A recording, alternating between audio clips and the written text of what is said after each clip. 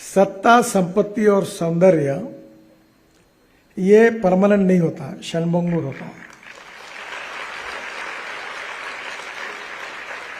तो जब तुम्हारा मौका होता है, बहुत कम लोग ऐसे हैं, अमिताभ बच्चन जैसे हैं, कि जो जीवन में पहले जितने पॉपुलर थे आज 80 साल के बाद भी उतने पॉपुलर है। यहां तो रोज लोग पत्ते बदलते हैं, एक सिनेमा चलता है, दूसरा डब्बे में जाता है, तो खत्म होता है करियर। तो ये जो आप स्पोर्ट्स में काम कर रहे हो, ये करियर बन सकता है। Career means not only related with the career of sport, but जीवन के इसमें आपको, जैसे मैंने पहले कहा था कि no philosophy can be taught to empty stomach, you need to understand कि मुझे अपने 75-80 साल तक मैं ठीक प्रकार से कैसे जीवन जी सकूं, इसकी व्यवस्था करनी चाहिए।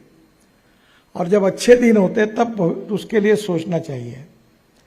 अच्छे दिन होते हैं तो लोग सामने आपको तारीफ करने वाले बहुत मिलते हैं, क्योंकि क्रेज होती है, ग्लैमर होता है। और जब तुम्हारा समय खत्म होता है तो कोई नहीं पूछता। तो इसलिए हमें परमानेंट अगर इसको सोचना है तो करियर बनाओ। और करियर बनाने में मैं वैसे फाइनेंशियल कंसल्टेंट नहीं हूं, चार्टर अकाउंटेंट नहीं हूं, पर आज फाइनेंशियल एक्सपर्ट हूं। मैं 5-5 लाख करोड़ के काम बिन पैसे से करता हूं, तो मुझे पता है कि how to get it done. अब मैं नागपुर में, मेरी बहुत इच्छा है कि नागपुर में 300 स्टेडियम खेलने के बनाना है,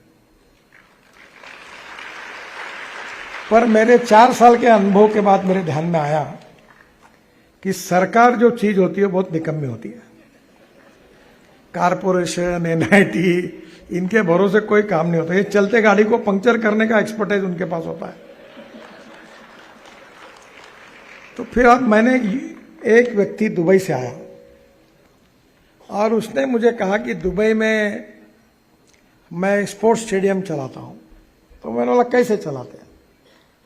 तो अब मैंने ये तय किया कि वो व्यक्ति जो है, हम टेंडर निकालेंगे, 15 साल के लिए जगह देंगे, लाइट हम लगा देंगे, पानी की व्यवस्था, कपड़े बदलने की व्यवस्था, गैलरी करा देंगे, फिर लॉन वो मेंटेन करेगा।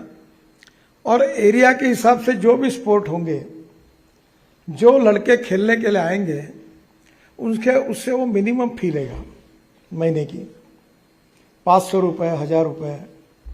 फुकट में कोई सिखाना नहीं चाहिए। मैं तो राजनीति में हूं, यहां तो फुकटों का बाजार होता है पूरा। हर चीज फुकट में चाहिए। मैं नहीं देता फुकट में।